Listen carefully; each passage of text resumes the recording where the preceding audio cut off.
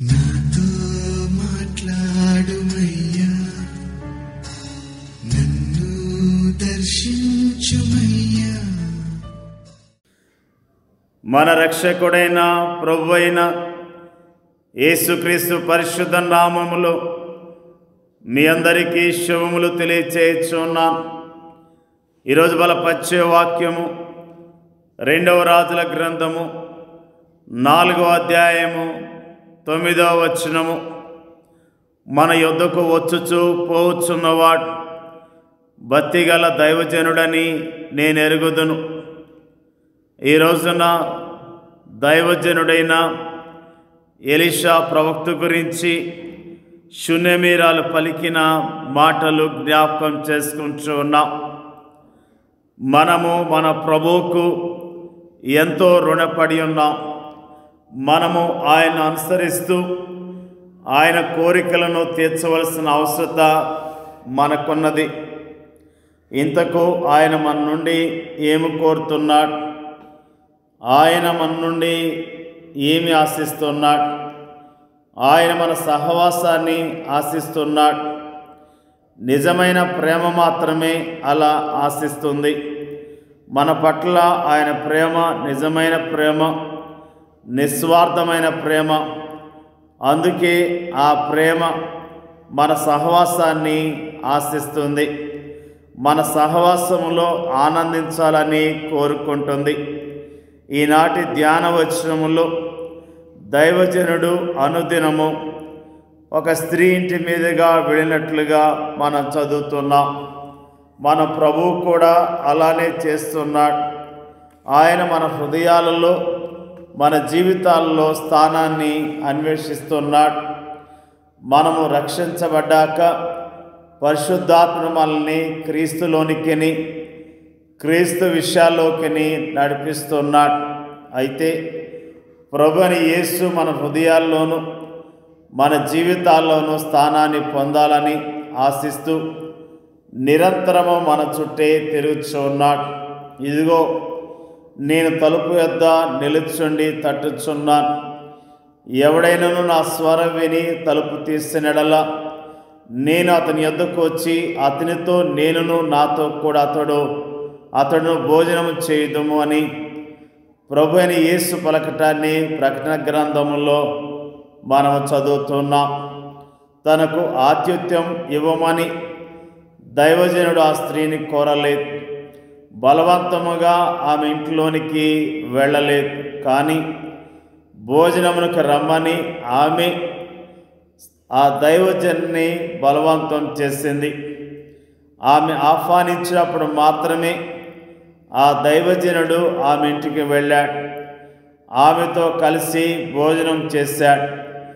మనము ఆహ్వానించినప్పుడు, మనము బలవంతం చేసినప్పుడు ప్రభు ఏమాత్రమో త్రోసిపుచ్చడు. మనము ప్రభు సహవాసాన్ని ఎంత ఎక్కువగా ఆశిస్తామో అంత ఎక్కువగా దాన్ని మనము అనుభవించి ఆనందిస్తామని ఒక దైవజనుడు అంటున్నాడు. ఇది ముమ్మాటికి నిజమే. మనము నిజముగా ప్రభువుని ప్రేమిస్తున్నట్లయితే, మనము నిజముగా ఆయనను ఆశిస్తున్నట్లయితే మనం తప్పక ఆయన సహవాసాన్ని కోరుకుంటాం. ఎలీషా షూనేమీరాల ఇంటికి వెళ్ళిన ప్రతిసారి ఆమె ఆయనలో అమితముగా ఆనందించింది.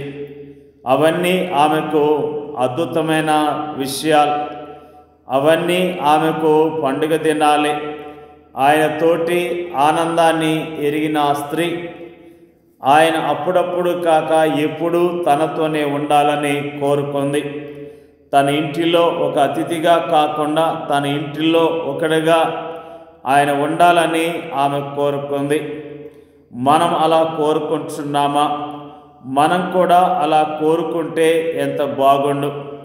ఆయన మన హృదయాల్లోకి, మన జీవితాల్లోకి ఒక అతిథిలా అలా వచ్చి మరి అలా వెళ్ళేవాడిగా కాకుండా నిరంతరము మనతోనే ఉంటే ఎంత బాగుంటుంది.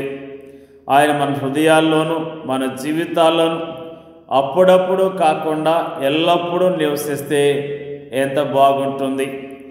మనము శ్రమ సమయాల్లోనూ, కష్ట సమయాల్లోనూ, నిరాశ సమయాల్లో మాత్రమే ఆయన సన్నిధిని కోరుకుంటున్నాం, ఆయన సహాయాన్ని అర్థిస్తున్నాం. అలా మనము అర్థించిన వెంటనే ఆయన ఏమాత్రము అడ్డు చెప్పక మన పరిస్థితుల్లోకి ప్రవేశిస్తున్నాడు, మనల్ని ఆదరిస్తున్నాడు, ఓదారుస్తున్నాడు, సహాయం చేస్తున్నాడు. కృంగిన వేళల్లో ఆయన మనల్ని లేవనెత్తుతున్నాడు. దుఃఖ సమయాల్లో ఆయన మన కన్నీళ్లు తుడుస్తున్నాడు. ఆయన మన గోనె పట్టలను నాట్యములుగాను, మన విలాప గీతికలను స్తుతి గీతికలుగాను మారుస్తున్నాడు.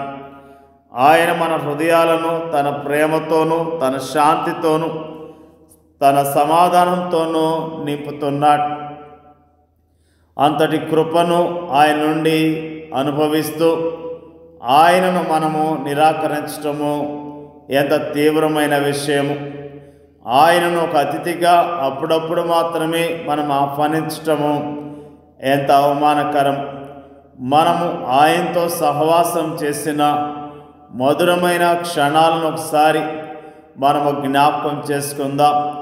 అవెంత ఆనందకరమైన క్షణాలో కదా, అవెంత సంతోషకరమైన గడియలో కదా. వాటిని మనం అప్పుడప్పుడు మాత్రమే కాక నిరంతరము అనుభవించాలంటే ఆయన నిరంతరము మనతో ఉండాలి. అలాగైతే షునేమీరాలు ఎలీషా పట్ల చేసిన దాన్ని మనం కూడా మన ప్రభు పట్ల చేద్దామా? నిజముగా షునేమీరాలు ఆ దైవజన్ని తన గృహములో చేర్చుకోవాలని, ఆతిథ్యం ఇవ్వాలని మరి ఎంతగానో కోరుకున్నట్లుగా మనము జ్ఞాపకం చేసుకుంటున్నాం. నిజముగా మన జీవితాల్లో మనము ప్రభుతో సహవాసం చేయటానికి ప్రతిరోజు ఇష్టపడాలి. ప్రభు మనతో సహవాసం చేయటానికి ఇష్టపడుతున్నాడు. నీవు ప్రభుతో సహవాసం చేయటానికి ఇష్టపడుతున్నావా? నిజముగా ప్రభుతో సహవాసం చేస్తే అది ఎంతో ఆనందకరమైన విషయమని ప్రభు నామములో తెలియజేస్తూ ఉన్నా. నిజముగా ఆయన సన్నిధిలో మనము చక్కగా ఆయన్ని ఘనపరుస్తూ, ఆయన స్తుతిస్తూ, ఆయనతో సహవాసం చేసినట్లయితే మనం ఎంతగానో దీవించబడతామని ప్రభు నామములో తెలియజేస్తూ ఉన్నా. ప్రభువారు మనతో ఆయన ఇచ్చిన వాగ్దానం సదాకాలం మీతో కూడా ఉన్నానని వాగ్దానం చేశాడు. ఆయన మనతో ఉండాలని, మనతో సహవాసం చేయాలని, మనల్ని ఆస్వాదించాలని కోరుతున్నాడు. మనం కూడా ప్రభు సహవాసాన్ని కోరుకుందాం, ప్రభుకి సమయాన్ని ఇద్దాం, ప్రభుని గనపరుద్దాం, ఆయన సాక్షులుగా ఈ లోకములో జీవిద్దాం. దేవుడి యొక్క వాక్యాన్ని దీవించునుగాక. పరిశుద్ధులైన మా తండ్రి, జీవాధిపతి అయిన మా ప్రభువా, నీకు స్తోత్రాలు. మన యొద్దకు వచ్చుచూ పోవచ్చున్నవాడు భక్తిగల దైవజనుడని నేను ఎరుగుదును. అయ్యా, మరి చక్కని మాటలు ఈరోజు జ్ఞాపకం చేసినందుకు నీకు స్తోత్రాలు. ఎలీషా ప్రవక్త పట్ల షునేమీరాలు చూపించిన మరి ఆ ప్రేమ, ఆతిథ్యము, మరి ఆ విషయాలను జ్ఞాపకం చేసుకోవడానికి ఇచ్చిన కృపను బట్టి నీకు స్తోత్రాలు. నిజంగా ప్రభువా, మేము కూడా మా జీవితాల్లో నీతో సహవాసం చేయటానికి, ఇష్టపడటానికి, నీ మాటలు వినటానికి, నిన్ను గణపరచడానికి మీరే మాకు కృపను దయచేయమని ప్రార్థన చేయించున్నాం. ప్రభువా, వాక్యం ఇచ్చున్న ప్రతి దైవజనుని, ప్రతి కుటుంబాన్ని దీవించి ఆస్వాదించండి అయ్యా. నీకు వందనాలు తెలియజేస్తూ ఉన్నాం. మా దేశంలో నీ పరిచర్య చేస్తున్న సేవకులను దీవించండి అయ్యా. నీకు స్తోత్రాలు. సేవకులు పరిచర్య చేస్తూ ఉన్నారు, నీ వాక్యాన్ని ప్రకటిస్తున్నారు ప్రభువా, నిన్ను ఘనపరుస్తున్నారు ప్రభువా. సేవకులను బలపరచండి, ధైర్యపరచండి, నీ పరిచర్యలో బలముగా వాడుకోమని ప్రార్థన చేయుచున్నాం. సేవకులు ప్రభువా, నీ వాక్యము ద్వారా అయ్యా మరి ప్రభువా, మరి ధైర్యము తెచ్చుకొని విశ్వాసముతో ఇంకా అధికముగా సేవ చేయటానికి కావలసిన బలాన్ని దయచేయమని ప్రార్థన చేయుచున్నాం. మా దేశంలో ప్రపంచవ్యాప్తముగా సేవ చేస్తున్న సేవకులను వారి కుటుంబాలను జ్ఞాపకం చేసుకొని దీవించి ఆస్వాదించండి. వారికి ఉన్న ప్రతి అవసరత మీరు తీర్చమని యేసుక్రీస్తు పరిశుద్ధమైన నామములో అడిగి వేడుకొంచున్నాం తండ్రి. ఆమేన్.